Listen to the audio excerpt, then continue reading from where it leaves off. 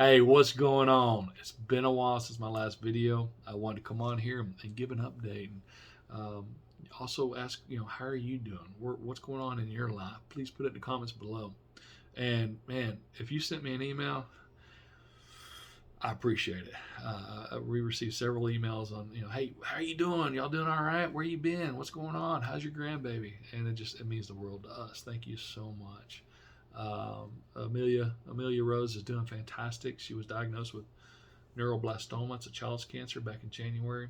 She's just a warrior. She's doing well. Still has a ways to go, but man, your thoughts and prayers are felt and appreciated, and please continue to do so. Now, her and Corbin's her older brother. They just got a baby sister, Riley Grace. She was born July 17th. She just turned 2 months old, and of course my other daughter has Miss Lola Ann. Can't forget her. So we just had our fourth grandbaby, right? 4 grandbabies. Um, but man, I had to take a step back. Life stress just started getting on to me, and I'm not trying to say that my life's more stressful than anyone else's. Man, life is all hard. I just felt like I got steamrolled, and I just had so much going on. I had to take some things off my plate. But my goals are still the same. My goals are still, hey, I'm gonna walk closer with God every single day, walk closer with my wife and family every single day, live a healthier lifestyle, not just to lose the weight, but to be around longer, and to be active, right? Which had grandbaby number 4. I want to be active in their lives for some time. Also to make sure my family is financially secure. Not that money's everything. It's a necessity, right? It's a tool. The more you have, the more you can do. You can live a more freedom top style lifestyle, and you can help others. So it's a tool. It's, like I said, it's not everything, but it's a necessity. Okay, and those have always been my goals, working on those areas. And it seems like whenever I focus on one area, the other 3, kind of go to the wayside. And I'm trying to change my mindset on that. I'm trying to change my habits, and improve in all those areas. But I just got a little overwhelmed, and I need to reassess some things. And so, um, my health journey took a couple steps back. Could have been worse. I was at 250 in May and June. Okay, early June. I'm sorry, late May, early June. I was around 250. Right now, today's, I think, October 2nd, so we just entered October. I'm at 264. Could have been worse. Could have been better. I could have been losing weight this time instead of gaining, but I also could have gained way more. I could have been up to 300 again, right? Still, my goal is to get to 220. I think that's where, I'm the healthiest, okay, around 220, 230. And that's still my goal. I did take a few things off my plate. One was making videos. Not One wasn't to get off of carnivore. I'm still carnivore, but I was making some poor decisions. A few meals here and there. Some of the, I guess, one of the a bright spot, if you want to call it a bright spot, when I got off plan and had a meal I shouldn't have had, like maybe a chicken fried steak or a burger and fries, or fried chicken sandwich or something like that with fries. The food tasted bland to me. It wasn't as good as what I remember it, and so I don't really get off plan meal wise. I'm still pretty much carnivore. Where I'm slipping is, man, when I'm grilling a steak at night, I really enjoy a cold beer, and especially when I'm stressing and thinking things through. I really enjoy a cold beer. I know I don't get hammered every single night, but I'll drink 2 to 3. It's enjoyable to me. I hope I never have to really stop it. Maybe slow it down. Obviously, manage it a lot way better. It's no secret. We know what to do. You want to live a healthier lifestyle? Hey, give up the sugar, give up the carbs, give up the processed foods, and give up the alcohol. I mean, it's an addiction to some of us, right? It's harder. It's easier said than done. And there's times where I go through a carb binge. I need bread, tortillas or whatever. It's an addiction, and so it's managing that. Also, ice cream and cake. And my weaknesses is beer, ice cream, cake, probably in that order. And so I had to figure out, okay, where are the sources of the stress coming from, and how can I manage it? Okay, so I did take a couple steps back there. Now I'm back on track. My wife's doing this with me now. No, she doesn't want to do carnivore, but she's doing keto, and so it's I don't know what your situation is, but it's doing this alone has been a little tough. And the carnivore quest community has just been amazing. It's definitely helped keep me somewhat accountable.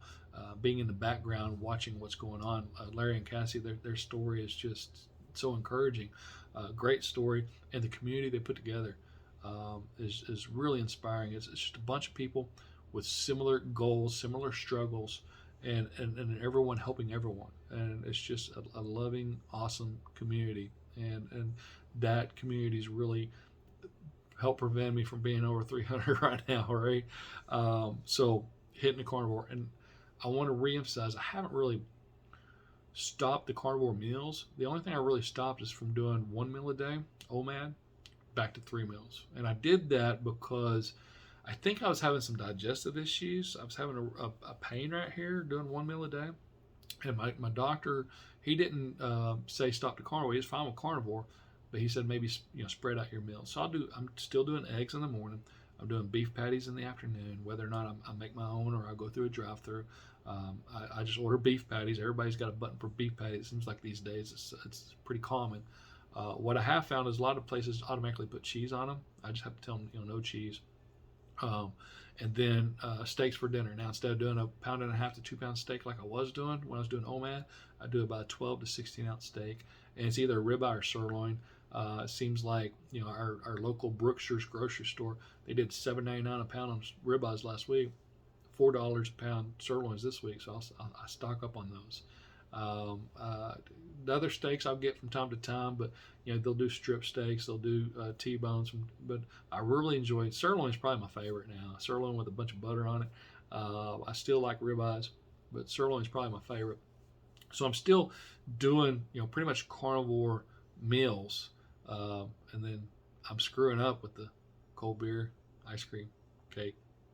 I'm gonna get that managed. We're gonna get that knocked out. I want to get back on track. Get a healthier lifestyle. Now, as far as finances, I've been working on a project, and again, this was things I've added to my plate, put pressure and stress in my life, but I wanted to knock it out. It's important to me to build a digital course. I wanted to help. One of the things I've done in the past is built businesses. Right, I've shared that before, and in 2008, when I was 38 years old, I found myself in a spot where I had more month than money. I needed to make extra money. And so I was waiting tables for a little bit, and then I started flipping houses. And then through flipping houses, I learned how to do Amazon. And so I've been doing Amazon for 7 years now. We built up a 7-figure Amazon business. It sells, decent profit, but that's 7-figure sales. And we've done, we've learned a lot in 7 years. We've made a lot of bad buys. We made a lot of bad credit decisions, and taking credit. We've made some bad buys, and it just really slowed down the growth. And who knows how much money it's cost the business and slowed down the business. I don't know, but we still found a formula that got us to a 7-figure business. So we put together a course on how to do that. Now, this ain't the only way to sell on Amazon. There's many ways to sell on Amazon. I'm not trying to say this is the best way to do it. It's just a way that we found best that works for us. And so we put that into a digital course. Again, I'm 52, about to be 53. I am not tech savvy whatsoever, so trying to put together a digital course for someone that's not tech savvy was very stressful, but it's done, and I think it turned out amazing. If you know anyone, okay, looking to make extra income, if you know anyone that maybe wants to be their own boss, leave their current 9-to-5, maybe this is an option for them. Please share it. It could be. This is our first of many courses we're going to put together. Like I said, I've taught myself how to flip houses, how to do real estate, how to do several things. I sell supplements, I sell t-shirts, we sell on Amazon. I can talk business all day long. Just ask my wife. I drive her nuts. But a goal of mine is to help others who is in the situation I was in when I was 38 years old. And so this is huge. But now that this course is done, I got my first course under my belt, taking a lot of pressure, a lot of stress off. I'm pretty excited about it. Okay. Speaking of communities, I was talking about the Carnivore Quest community, how awesome that is. I did start a Tweak Your Lifestyle community, and it's just I got a love-hate relationship with Facebook. I love the groups. It's just a way to get more personal with each other, right? It's just a way to be able to communicate with each other. And if you're interested, growing in your faith, or maybe building your business, or maybe living a healthier lifestyle. It doesn't have to be carnivore. It could be ketovore. My wife's doing keto. Man, just consider sharing that. Consider joining that group, that community. There'll be a link below for that as well. And just to say, hey, Todd, hey, I'm curious. I'd love to, talk to you about businesses, or I'd love to grow in faith with you. Or I'd love to, whatever. I'm doing carnivore, and you got some questions on carnivore. No, I don't got it all figured out. But what I have learned is that, iron sharpens iron. And when you get around a lot of other like-minded individuals, man, you can accomplish a lot of cool stuff. And how awesome is that? All right. Again, let me know what's going on in your life right now. I'd love to catch up. Till next time, God bless. Keep grilling.